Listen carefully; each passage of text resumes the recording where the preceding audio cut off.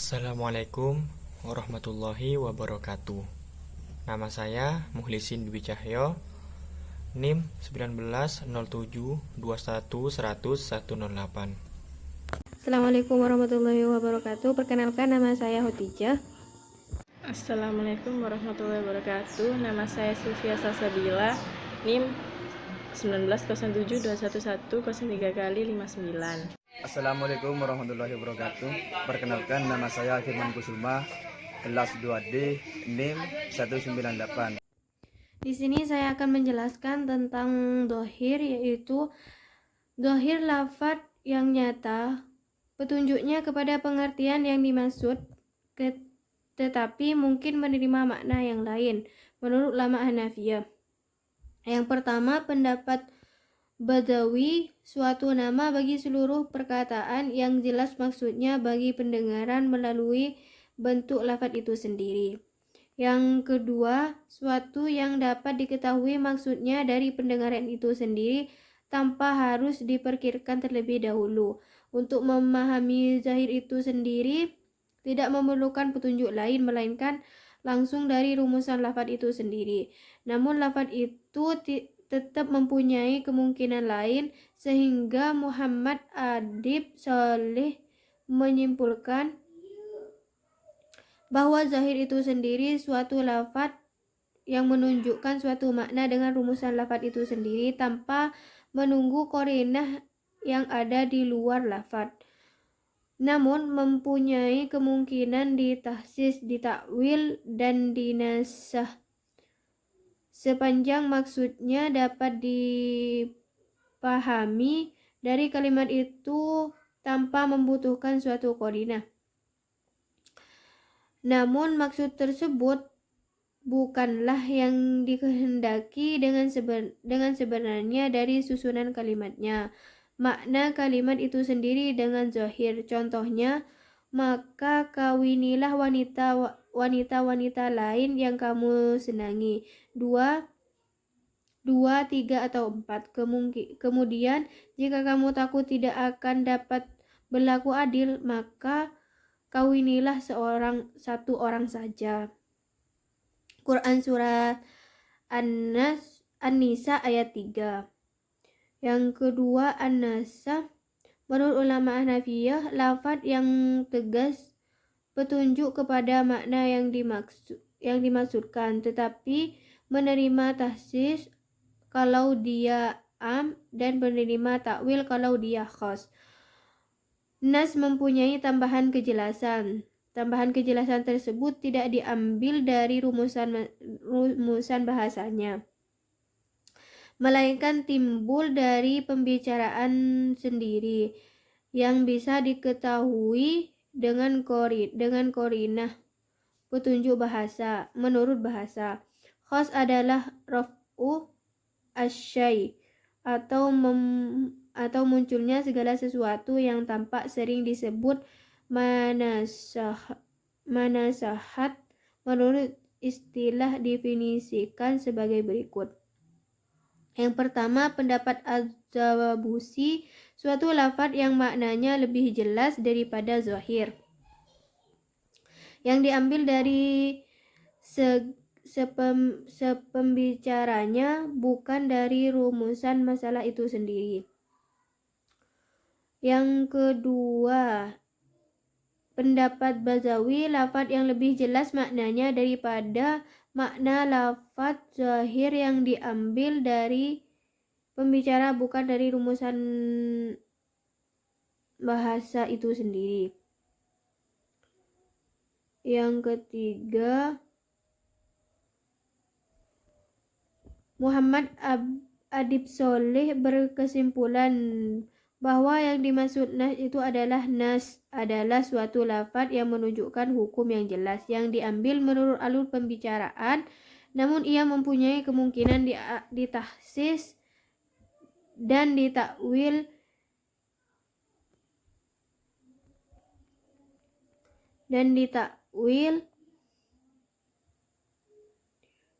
yang kemungkinan lebih lemah daripada kemungkinan yang terdapat dari lafadz az-zahir.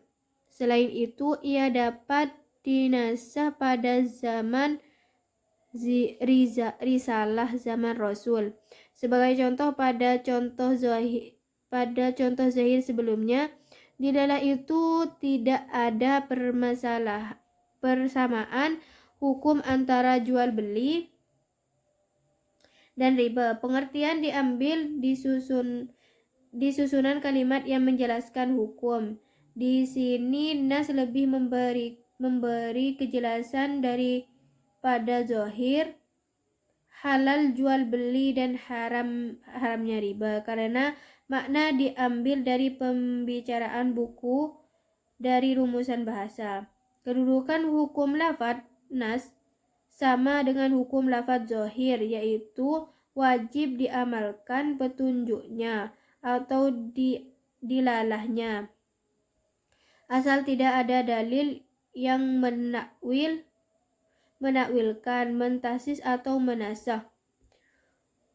Perbedaan antara zahir dan nas adalah kemungkinan takwil tahsis pada lafadz nas lebih jauh dari kemungkinannya yang terdapat pada lafadz zahir. Oleh sebab itu, apabila terjadi pertentangan antara lafadz zahir dengan lafadz nas, maka lafadz nas lebih didahulukan pemakaiannya dan wajib membawa lafadz zahir pada lafadz nas. Atau munculnya segala sesuatu yang tampak sering disebut manasahat menurut istilah definisikan sebagai berikut. Yang pertama, pendapat Az-Zawabusi, suatu lafadz yang maknanya lebih jelas daripada zahir, yang diambil dari sepembicaranya, bukan dari rumusan masalah itu sendiri.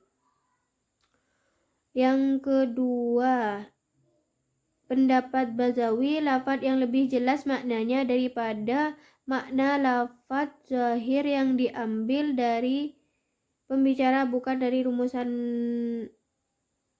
bahasa itu sendiri. Yang ketiga,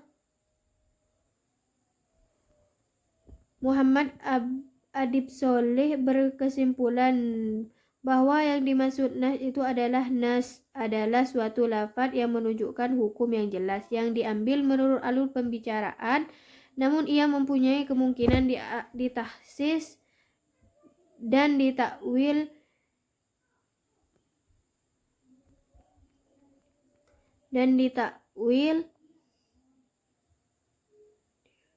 yang kemungkinan lebih lemah daripada kemungkinan yang terdapat dari lafadz az-zahir.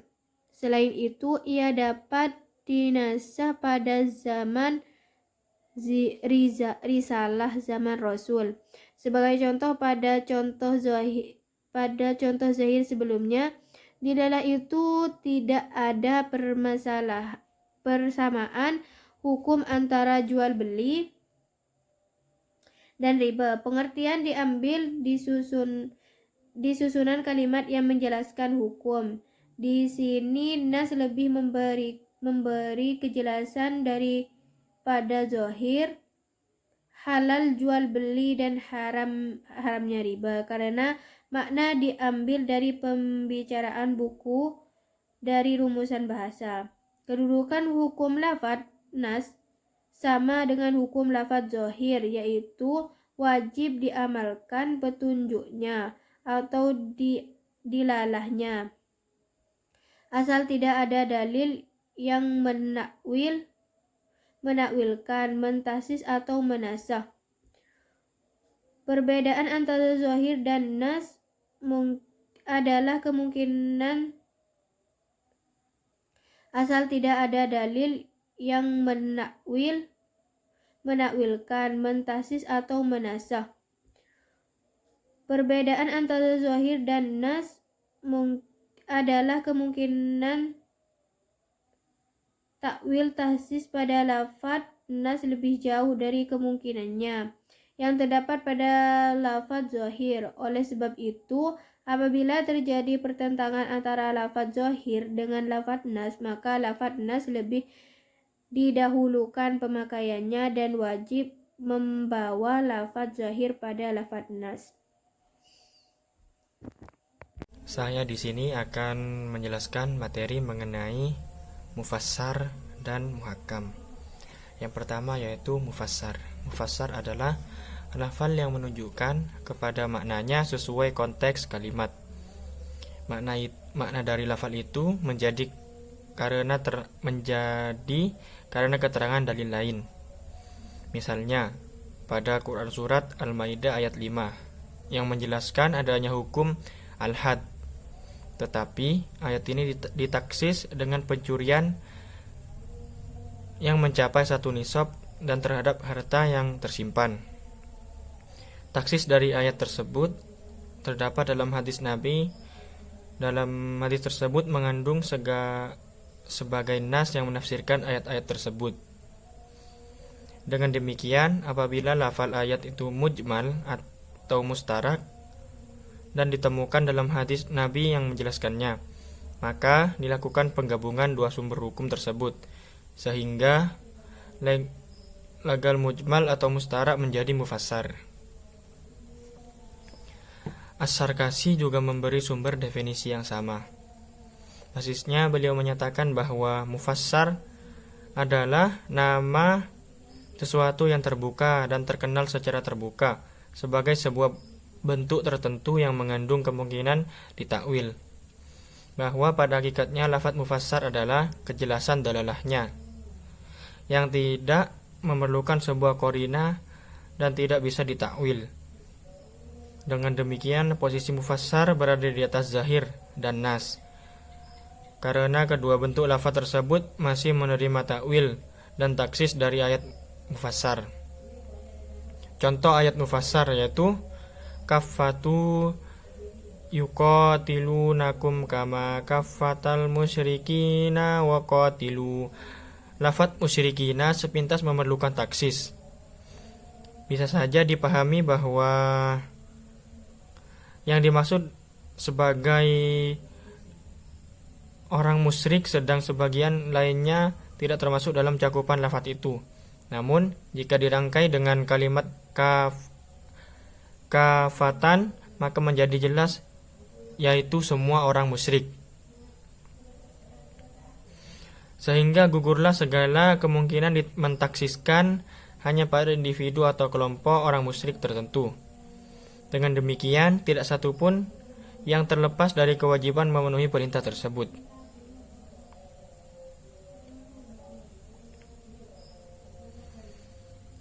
Berkaitan dengan kedudukan mufassar adalah paling tinggi kedua setelah muhkam.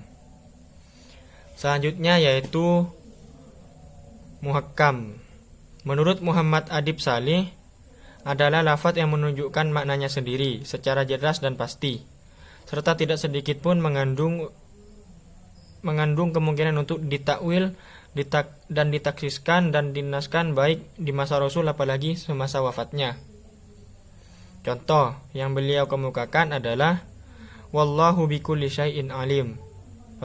Pengertian dari ayat tersebut sungguh telah terang benderang menurut pencapaian rasio, yaitu bahwa sifat pengetahuan Allah adalah meliputi segala sesuatu yang berlaku abadi. Tidak mungkin digugurkan. Definisi yang lebih detail dikemukakan oleh Abdul Wahab Kalab sebagai berikut. Muhkam adalah lafaz yang menunjukkan kepada maknanya, yang tidak menerima pembatalan dan penggantian dengan sendiri secara jelas dan sama sekali tidak mengandung takwil, yaitu tidak menghendaki arti lain bukan arti zahirnya, karena ia dijelaskan dengan ditafsiri dengan penafsiran yang tidak membuka kemungkinan pentakwilan baginya. Juga tidak menerima nas pada masa kerasulan dan pada masa fatrah tanzil, kekosongan waktu, dan tidak juga sesudahnya. Ini bukan karena hukum yang dapat digali dari lafaz tersebut, Ada kalanya berupa hukum asasi seperti kaidah-kaidah pokok agama. Muhkam dari lafadz menunjukkan makna. Sebagai dalilnya dimaksud qat'i, tidak memerlukan takwil, taksis, dan nas. Sebagai contoh, Quran Surat An-Nur ayat 24 yang berbunyi, walladzina yarmunal musanati thumma la ya'tu bi arba'ati syuhada'a fajiduhum samanina jildatan wala taqbalu lahum syahadatan abadan maulaika humul fasiqun. Pernyataan kata abadan pada kalimat itu menunjukkan bahwa ayat tersebut adalah muhkam. Atas dasar karena mazhab Hanafi berpendapat bahwa teks yang terakhir tidak memungkinkan istisna, sehingga setiap orang yang terkena bab qadzaf tidak bisa diterima kesaksiannya meskipun telah bertaubat. Sementara Imam Syafi'i berpendapat bahwa apabila ia telah bertaubat dapat diterima kesaksiannya berdasarkan firman Allah. Quran Surat An-Nur ayat 24.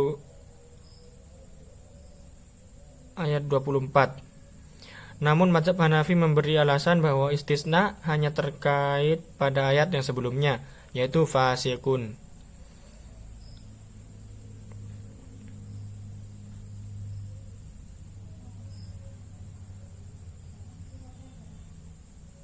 Namun mazhab Hanafi memberi alasan bahwa istisna hanya terkait pada ayat-ayat fasikun. Nah, di sini mahkam itu dibagi menjadi dua, yaitu muhkam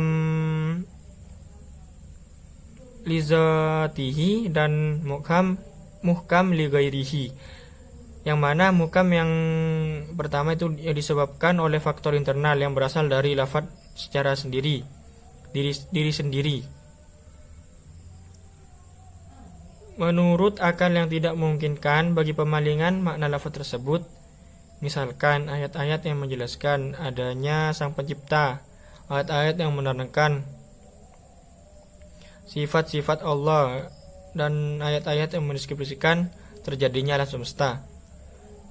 Itu adalah arti dari muhkam lizatihi. Dan yang kedua, muhkam lighairihi adalah lafaz yang menjadi muhkam karena faktor eksternal dari luar dirinya, yaitu karena telah terputusnya wahyu. Muhkam jenis ini mencakup tingkatan 4 wadi ad-dalah, yaitu zahir, nas, mufassar, dan muhkam. Zahir dan mufassar itu akan mendapatkan status muhkam sepanjang tidak telah dinaskan. Kedudukan dari muhkam itu adalah yang tertinggi dengan urutan dari yang lemah itu adalah zahir. Yang dipandang lebih tinggi daripada zahir itu adalah nas, dan yang lebih tinggi lagi tingkatannya dari nas ialah mufassar, dan yang paling tinggi tingkatannya yakni muhkam. Jadi kedudukan muhkam itu adalah yang paling tinggi dalalahnya. Terima kasih. Wassalamualaikum warahmatullahi wabarakatuh. Ketidakjelasan dalalah dan tingkatannya itu ada 4. Yang pertama yaitu al-khafi, yang kedua yaitu al-mushkil, yang ketiga itu al-mujmal, dan yang terakhir itu al-mutasyabih. Yang pertama itu al-khafi. Al-khafi ialah suatu lafal yang samar artinya dalam sebagian penunjukan dilalanya, yang disebabkan oleh faktor luar, bukan dari segi sifat lafaz. Al-khafi menurut bahasa adalah tidak jelas atau tersembunyi, sedangkan al-khafi itu sebenarnya dari segi lafaznya menunjukkan arti yang jelas, namun dalam penetapan artinya terhadap sebagian lain dari satuan artinya terdapat kesamaran. Untuk menghilangkan kesamaran itu perlu dilakukan penalaran dan takwil. Menurut Abdul Wahab Khalaf, seorang ahli usul fikih berkebangsaan Mesir, khafi adalah lafal yang dari segi penunjukannya kepada makna yang jelas, namun ketidakjelasan timbul ketika menerapkan pengertian itu kepada kasus tertentu. Ketidakjelasan itu disebabkan karena bentuk kasus yang tidak persis sama dengan kasus yang ditunjuk oleh suatu dalil. Contoh lafal khafi ini adalah lafal asyari yang artinya pencuri, dan terdapat di dalam firman Allah di dalam surat Al-Maidah juz 6 ayat 38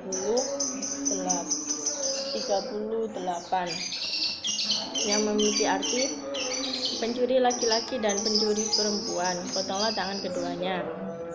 Lafal asyari itu sendiri sebenarnya cukup jelas, yaitu orang yang mencuri harta yang bernilai milik orang lain dalam tempat penyimpanannya yang secara sembunyi-sembunyi. Penerapan terhadap pencuri dengan arti tersebut juga jelas. Namun, lafal pencuri itu mempunyai satuan arti afrod yang banyak, yaitu pencopet, perampok, pencuri barang kuburan, dan lain sebagainya, yang mempunyai kelebihan sifat atau kekurangan sifat dibandingkan dengan pencuri dalam arti di atas. Apakah sanksi hukum potong tangan diperlukan terhadap semua satuan arti itu? Disinilah timbul kesamaran tersebut. Yang kedua adalah al-muskil. Al-muskil ialah suatu lafal yang samar artinya disebabkan oleh lafal itu sendiri. Muskil menurut bahasa adalah sulit atau sesuatu yang tidak jelas perbedaannya, sedangkan menurut istilah adalah suatu lafaz yang tidak jelas maksudnya karena ada unsur kerumitan, sehingga untuk mengetahui maksudnya diperlukan adanya korina yang dapat menjelaskan kerumitan itu, tentunya dengan penjelasan yang mendalam. Contoh lafaz al-muskil adalah umpamanya lafaz guru dalam surat Al-Baqarah ayat 228 yang memiliki arti wanita-wanita ditalak hendaklah menahan diri atau beriddah 3 kali quru. Kata quru dalam ayat tersebut dalam memakan bahasa Arab bisa berarti masa suci dan bisa pula berarti masa haid. Sedangkan mengambil kesimpulan yang berbeda itu berdasarkan qarinah atau dalil dari luar yang berbeda pula. Begitulah setiap lafal muskil dalam Al-Quran dan Sunnah. Dalam memahaminya memerlukan upaya ijtihad dalam mencari tanda-tanda atau dalil yang membantu untuk memperjelas artinya. Assalamualaikum warahmatullahi wabarakatuh. Perkenalkan, nama saya Firman Kusuma, kelas 2D NIM 198. Di sini saya akan menjelaskan tentang al-mujmal dan al-mutasabih. Al-mujmal yaitu bentuk ungkapan yang dalam maknanya tersimpan banyak ketentuan dan berbagai keadaan yang tidak mungkin diketahui secara pasti kecuali melalui pernyataan lain yang menjelaskan mubayyin. Banyak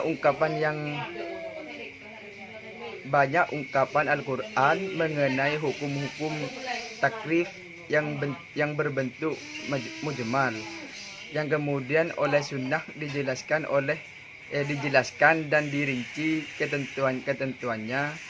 Perintah sholat misalnya berbentuk mujmal, lalu didatanglah sunnah Nabi dalam bentuk ungkapan sekaligus perbuatan. Sabda Nabi, lu kama raitumuni usal. Demikian pula dengan ibadah haji, zakat, jual beli disebut secara mujmal. Kemudian sunnah pula yang mengurangkan secara rinci mengenai batas dan ketentuannya. Dengan demikian tidak pernah menemukan satu mujmal pun kecuali dijelaskan oleh sunnah dengan merinci ketentuannya, hukumnya. Demikian rupa sehingga tidak ada lagi kekaburan. Mubham.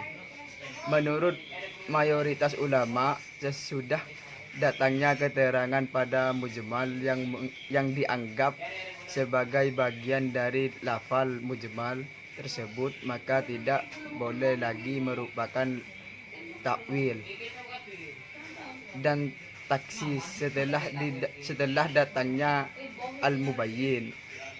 Bahkan ada yang terdapat bahwa setelah diterangkan kadang-kadang mujmal menjadi zahir nas menjadi mufassar, dan ada kalanya muhkam. Yang kedua, al-mutasabih. Al-mutasabih yaitu lafal yang samar maknanya dan tidak mungkin dijangkau oleh nasal. Sementara di dalam Al-Quran Sunnah tidak ada penafsiran yang bersifat fakih atau zanni terhadap lafal tersebut. Akal manusia tidak mampu menalarnya, maka ia harus merayakannya pada Allah yang merupakan pesan dari Qiyas Ali Imran. Berdasarkan kesepakatan ulama mengenai adanya lafal mufassabih atau dasar penyataan Al-Quran tersebut, maka berpendapat tentang tempat-tempat Ibnu Hazim seperti disebut Abu Zahra mengatakan bahwa di jalan Al-Quran tidak ada mutasabih selain pertolongan huruf awal surah serta sumpah Allah dalam Al-Quran seperti Qiyas Al-Qasim ayat 75 dan Qiyas Al-Syam ayat 91. Selanjutnya yang perlu diperhatikan ialah bahwa ayat-ayat yang menganut takfif dan menuntut ketentuan dalam hukum yang merupakan sendi syariah Islam. Di dalamnya tidak ada sama sekali tasabuh keserupaan. Semuanya jelas dari tentang baik di dalam dirinya sendiri maupun adanya penjelasan dari Nabi Muhammad SAW. Sekian, terima kasih.